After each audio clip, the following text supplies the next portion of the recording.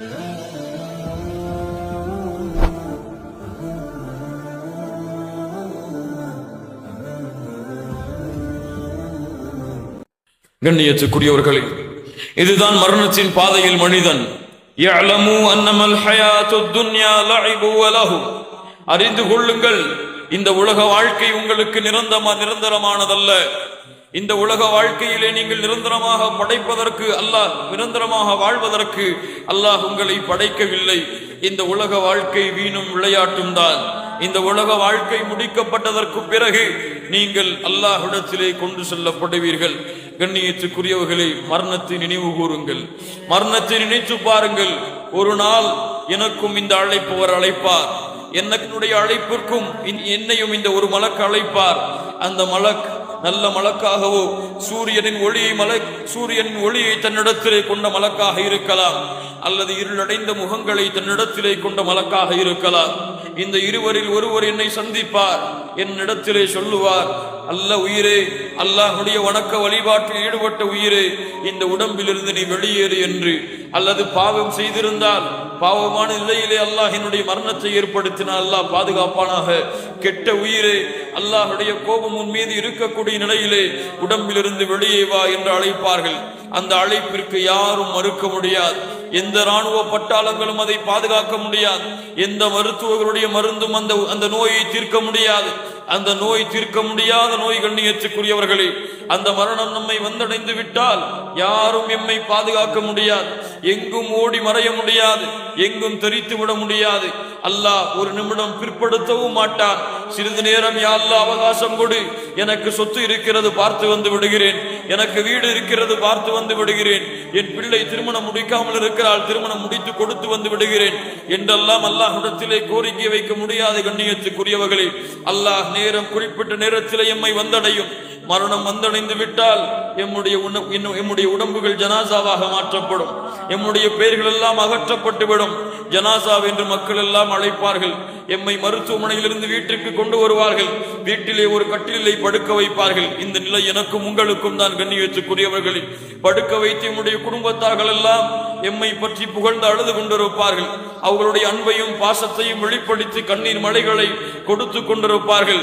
ஆனால் அவர்களுடைய கேள்விக்கு எதற்கும் என்னால் பதில் சொல்ல முடியாது. ஜனாசாவாக மாறி இருப்பேன். என்னுடைய நாவுகளை என்னால் அசைக்க முடியாது. இங்கு இது நடந்து கொண்டிருக்கும் பொழுது என்னுடைய உயிரை நல்ல மலக்குகள் வானத்திலே அழைத்து சென்று 7 வானத்திற்கு மேல் என் உயிரை அழைத்து செல்லுவார்கள்.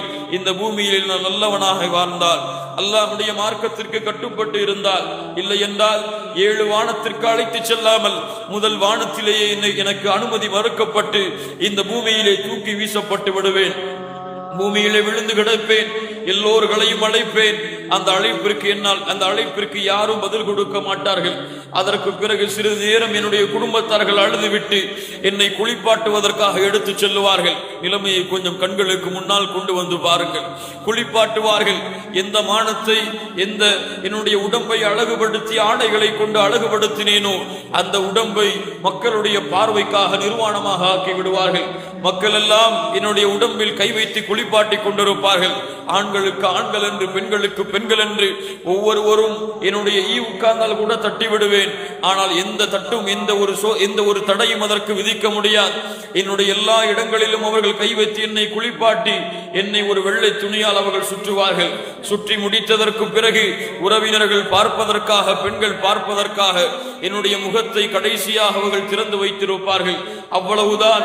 இந்த உலகம் என்னை கடைசியாக பார்க்கும். இந்த உலக வாழ்க்கையிலே அதற்கு பிறகு என்னை யாரும் தோண்டி பார்க்க முடியாது.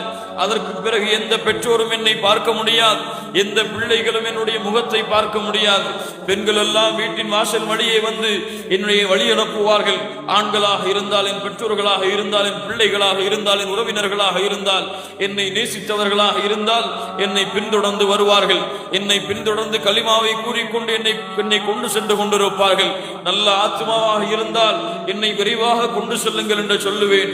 பாவமுள்ள ஆத்மாவாக இருந்தால் எங்கே என்னை கொண்டு செல்கிறீர்கள், என்னை விடுங்கள், காப்பாற்றுங்கள் என்று கதறுவேன். யாரும் அந்த அழைப்பிற்கும் பதில் கொடுக்க மாட்டார்கள். அதற்கு பிறகு பள்ளிவாசலில் என்னுடைய ஜனாசாவை கொண்டு செல்லுவார்கள். எனக்கு பின்னால் இமாம் இருந்து தொழுகை நடத்துவார். என்னுடைய பிள்ளையோ என்னுடைய உறவினர்களோ வந்து அறிவிப்பார், என் தந்தையோ தாயோ ஏதாவது உங்களுக்கு பாவம் செய்திருந்தால், ஏதாவது உங்களிடத்திலே கடன் வாங்கி இருந்தால் அதை மன்னித்துக் கொள்ளுங்கள் என்று, அல்லாவிற்காக அதை பொருத்திக் கொள்ளுங்கள் என்று கண்ணீர் மல்க என் பிள்ளையோ உறவினர்களோ எனக்காக பேசுவார்கள். அதற்கு பிறகு என்னுடைய ஜனாசாவை முன்னால் வைத்து மக்கள் எல்லாம் 4 தக்பீர்களை கூறி தொழுகை நடத்துவார்கள். அதற்கு பிறகு எனக்காக துஆவை செய்துவிட்டு என்னுடைய ஜனாசாவை சுமப்பதற்காக போட்டி போட்டுக் கொள்வார்கள். போட்டி போட்டுக் கொண்டு கபருஸ்தானுக்கு கொண்டு செல்லுவார்கள். அங்கே எனக்காக ஒரு கபரின் குழி வெட்டப்பட்டிருக்கும், 6 அடியிலே இருக்கும். அங்கே சொகுசான வாழ்க்கைக்குரிய இடமோ, அங்கே நல்ல வசதியான வாழ்க்கையோ, அல்லது என்னுடைய வீட்டிலே என்னுடைய பெற்றோர்கள் என்னை கவனித்தார்கள். அப்படிப்பட்ட அழகான அறையோது அல்ல, மண்ணாலான அறை. அங்கே புழுக்கள் இருக்கும், அங்கே பாம்புகள் இருக்கும், அங்கே இருட்டு இருக்கும், அங்கே இருள் இருக்கும். எந்த வெளிச்சமும் அமைக்கப்படாது, எந்த பாதுகாப்பும் அங்கே போடப்படாது. என்னுடைய ஜனாசாவை மண்ணின் மேல் வைத்து பார்ப்பவர்கள் எல்லாம் பார்த்துக் கொள்ளுங்கள் என்று அழைப்பு விடுக்கப்படும். ஆண்களாக இருந்தால் எல்லோரும் வந்து என்னுடைய முகத்தை பார்ப்பார்கள். எல்லோரும் என்னுடைய முகத்தை பார்த்து அழுது கொண்டிருப்பார்கள். அந்த நேரத்திலே பார்த்துக் கொள்ளுங்கள் என்று கடைசியாக என்னுடைய முகம் மூடப்படும். அவ்வளவுதான்.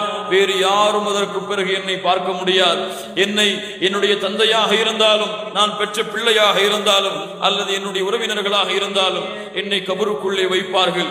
கபருக்குள்ளே வைத்து எல்லோர்களும் மண்களை என் மீது தேறி விடுவார்கள்.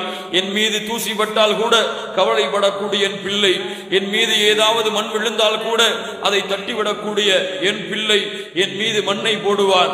என் மீது மண்ணால் மூடுவார்கள்.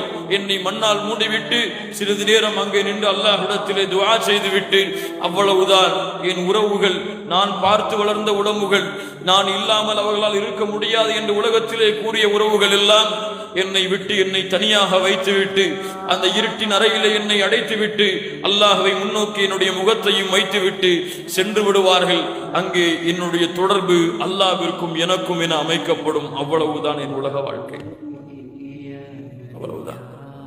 யாருக்கு இல்லை இந்த நிலைமை? யாரால் மறுக்க முடியும் இந்த நிலைமை எனக்கு இல்லை என்று கண்ணியத்துக்குரியவர்களே? ஆனால் மறந்து வாழ்கின்றோம். ஆனால் இதை தெரிந்து அலட்சியப்படுத்திக் கொண்டு வாழ்கின்றோம். அதற்கான தயாரிப்புகள் எம்மிடத்திலே இல்லாமல் நம்முடைய வாழ்க்கையை நாம் கழித்துக் கொண்டிருக்கின்றோம்.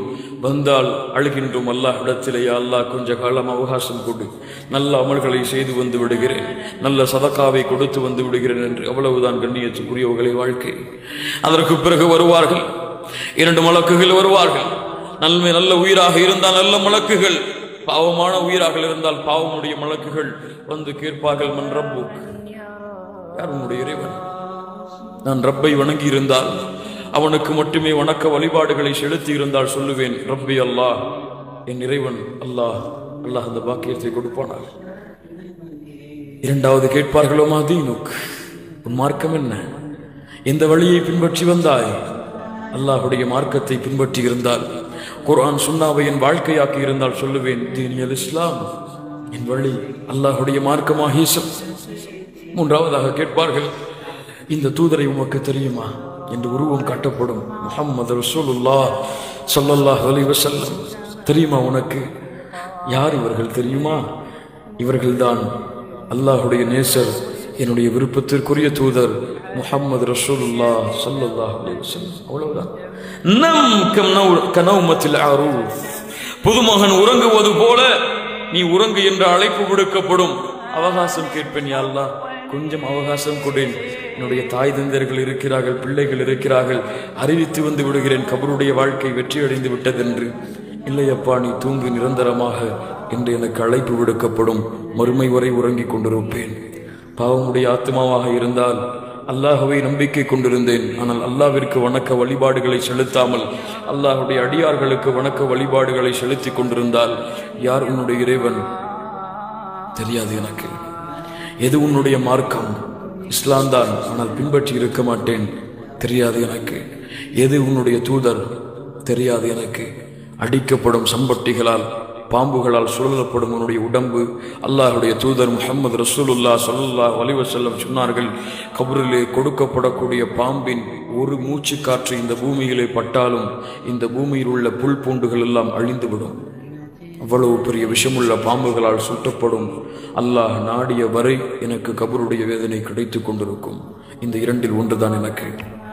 ஒன்று சொர்க்கத்துடைய பூஞ்சோலை அல்லது நரகத்துடைய படுகொலி. நரகம் எனக்காக திறந்து வைக்கப்பட்டிருக்கும். பாவி என்றால் கபருக்குள் சொர்க்கத்தின் காற்று வீசிக்கொண்டிருக்கும். நல்லவன் என்றால், சாலிஹானவன் என்றால். கண்ணியத்துக்குரியவர்களில் உமர் ரலியல்லாஹு அன்ஹு சொல்லுவார்கள், என்ன தயாரிப்பை வைத்திருக்கிறீர்கள் அதற்காக? கபர்வாசிகளே அழைப்பார்கள், எதை சம்பாதித்து சென்றீர்கள் இந்த பூமியில்? செல்வத்தையா? இன்று அதற்கு வேறொருவர் சொந்தமாகிவிட்டார். உங்களுடைய வீடுகளையா, வசதியான வாழ்க்கையா? அது இன்று யாருக்கோ சொந்தமாகிவிட்டது. எந்த சொத்துக்களை சேர்த்து வைத்தீர்களோ அதற்காக உங்களுடைய பிள்ளைகள் எல்லாம் அடித்து உருண்டு கொண்டிருக்கிறார்கள். எந்த மனைவி உங்களுக்கென்று எண்ணிக்கொண்டிருந்தீர்களோ இல்ல மாஷா அல்லாஹ், ஆனால் அந்த மனைவிமார்கள் கூட இன்று வேறு யாரையோ திருமணம் முடித்து விட்டார்கள். அப்பா, எதை சேர்த்து வைத்தீர்கள் இந்த உலக வாழ்க்கையில் என்று கேட்பார்கள்.